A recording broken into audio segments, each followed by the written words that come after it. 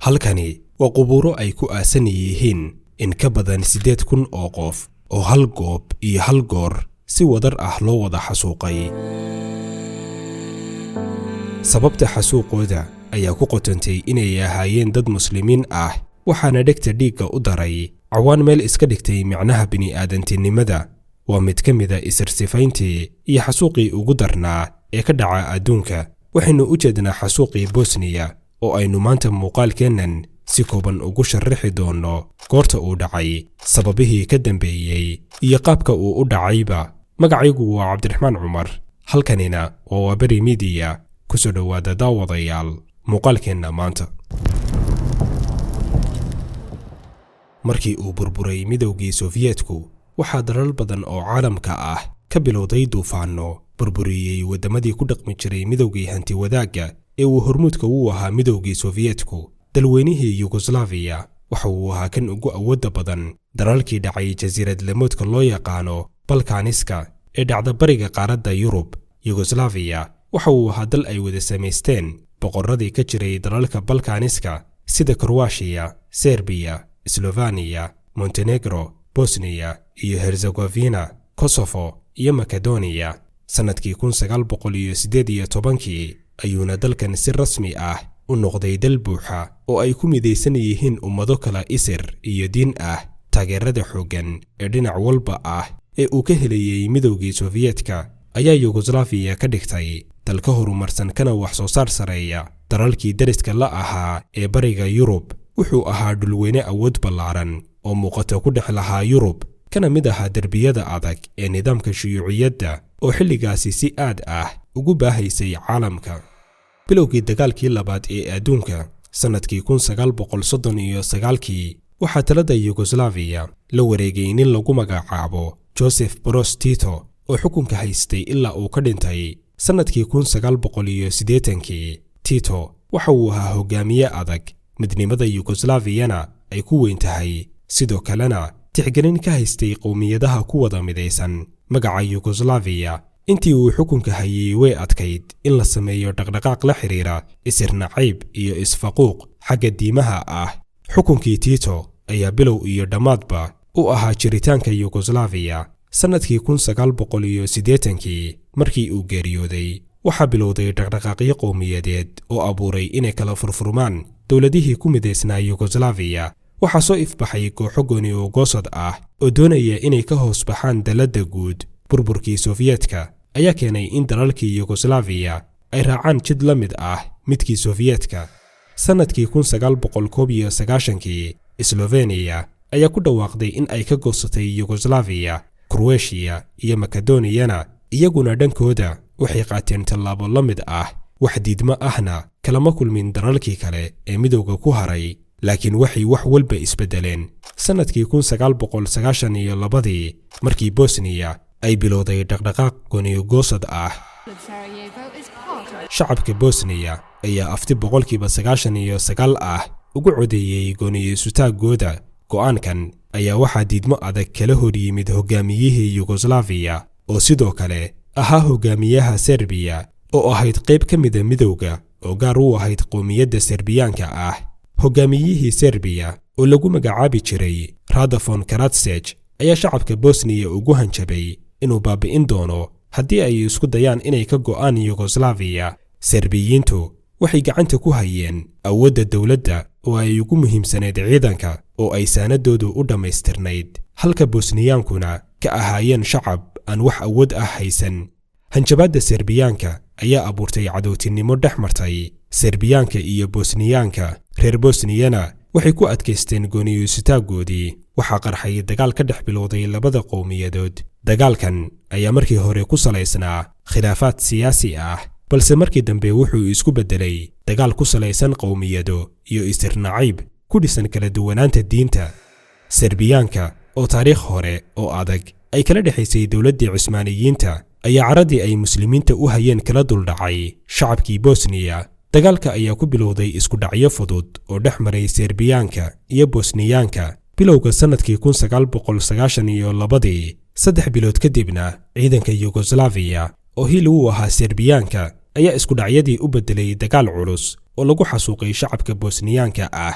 Shacabka Bosniya ayaa samaystay ciidan difaac si ay naftooda iyo dhulkooda uga badbaadiyaan duulaanka lagu soo qaaday rabitaankooda. Dhinaca Serbiyaanka ayaa dagaalka u bedelay dagaal diini ah, waxayna samaysteen xulafaysi ka kooban Masiixiyiinta Balkaanka oo isugu jira Orthodox iyo Catholic. Ciidanka huwanta Serbiyaanka ayaa garab ka helayay Ruushka iyo Croatia, waxayna shacabka Bosniya u geysteen gaboodfallo aad u daran. Qaacidada dagaalka ayay 3 dhinac u kala qaybiyeen. Marka koobaad, in la laayo dhammaan ragga Bosniya, kooda yar iyo kooda weynba, haweenkana la kufsado. Sidoo kalena magaalooyinka ay weli awoodda difaac ku harsan tahay la go'doomiyo inta raashinku ka dhammaanayo oo ay iska dhiibayaan. Sidaasi ayayna ku hawlgaleen. Go'aankaasi kadib waxaa bilowday xasuuq aan waxba loo reeban shacabka Bosniya. Dhacdada ugu xanuunka badan ayaa ka dhacday magaalada Srebrenica oo dhacda bariga Bosniya. Ciidanka Serbiyaanka ayaa u dhacay xero ay lahaayeen ciidan nabad ilaalin oo ka socday dalka Holland, kuwaasi oo hoos imaanayay qaramada midoobay. Xerada waxaa ku jiray dad kumanaan Bosniyaan ah oo magangeliyo u soo doontay. Ciidanka Holland ayaa ku guuldaraystay in ay difaacaan shacabka gabaadka ka soo dhigtay xeradooda. Serbiyaanka ayaa dadkii xerada ku jiray u kala saaray rag iyo dumar. Dhammaan wixii rag ahaa oo ay ku jiraan caruur aan qaangaar ahayn ayaa dhegta dhiigga loo daray si aan kala reebid lahayn. Dumarkiina waxaa loo geystay kufsi iyo tacadiyo kale oo aad u argagax badan. Taariikhyahanada ayaa qoray in xitaa ciidanka Serbiyaanku dooxayeen haweenka uurka leh. Dadkii lagu laayay xeradan ayaa lagu sheegay 8,000 ilaa 12,000 oo qof oo u badan rag, waxaana lagu tilmaamaa in uu noqday xasuuqii isirsifayn ee ugu xumaa taariikhda Yurub kadib dagaalkii labaad ee adduunka. Tacadiyada laga wariyo dhacdadan waxaa ka mid ah in markii ciidanka Serbiyaanka rasaastu ka dhammaatay in ay dadka dhaawaca ah madaxa burusyo waaweyn, faashash iyo biro culus uga garaacayeen si ay u dhammaystiraan. Ciidankii qaramada midoobay ayaa fadeexad xun kala kulmay halkaasi, waxaana la soo wariyaa in ciidamada Holland ay si dadban ugu fududeeyeen maleeshiyaadka Serbiyaanka ah in ay xerada soo galaan. Dadka xerada ku jiray oo shacab aan hub haysan ahaana gumaadka intaas la eg ay u geystaan. Sanadkii 2014 dowladda Holland ayaa qiratay in ay dayac ku sameeyeen shacabka magangelyada u soo raadsaday xerada ciidankeedu joogeen. Cid maxkamad loo soo taagay ama lagula xisaabtamay oo ciidankeeda ahna ma jirin, iyo sidoo kaleba magdhow ay ka bixiyeen dadkii ay u gacan geliyeen dhiigyacabyadii Serbiyaanka ahaa.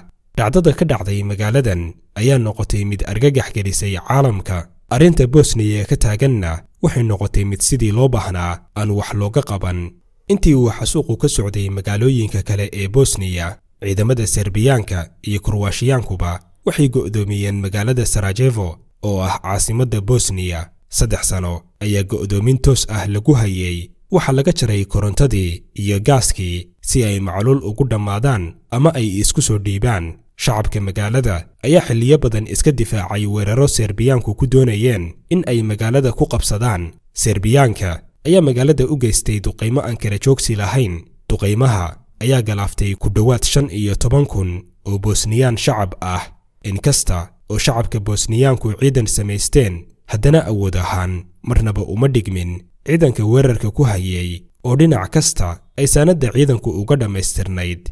Dalka Pakistan ayaa noqday dalka keliya dunida Islaamka ee taageero sanad ciidan oo hub waaweyn ah siiyey ciidankii difaaca Bosniya. Pakistan ayaa si cad u diiday amar kaga yimid qaramada midoobay oo ahaa in hub aan la siin karin Bosniya. taa beddelkeedana waxay Pakistan siisay Bosniya hub ay ugu horeeyeen gantaalada taangiyada burburiya, maadaama Serbiyaanku ay wateen taangiyo aad u fara badan oo ay difaacyada Bosniyaanka ku burburin jireen. Qaramada midoobay ayaa ku guuldareysatay dadaalo ay ku doonaysay in go'doonka laga qaado Sarajevo, waxayna sameeyeen in diyaarado cunto sida dusha uga soo daadiyaan magaalada markii xal kale la waayay. Arrintan oo isku day ahayd ayaan wax badan ka tarin macluusha baaxadda leh ee magaalada ka jirtay, waxaana lagu qasbanaaday in ciidankii nabad ilaalintu uu xoog adeegsado magaaladana ciidanka ku hareeraysan laga qaado.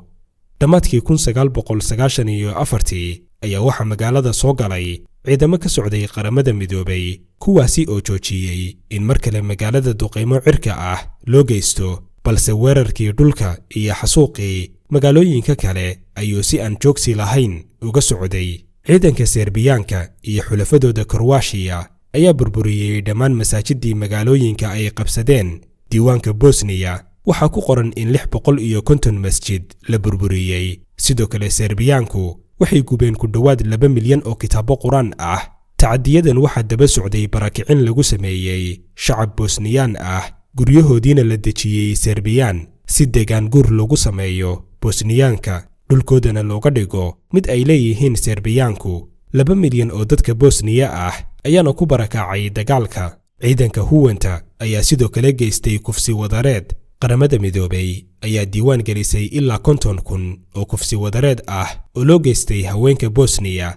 dagaalka ayaa si rasmi ah u istaagay sanadkii 1995. Serbiya iyo Kroatia oo dhinac ah iyo Bosniya ayaa heshiis ay garwadeen ka ahaayeen qaramada midoobay iyo gaashaanbuurta NATO ku kala saxiixday magaalada New York. dhamaystirka heshiiskan ayaa mar kale lagu kala saxiixday magaalada Paris. qodobada ugu muhiimsan ayaana ahaa in dagaalka la joojiyo, sidoo kale ay Serbiyaanku banneeyaan dhulkii ay dagaalka ku qabsadeen. Bosniyana waxaa loo aqoonsaday dal madax bannaan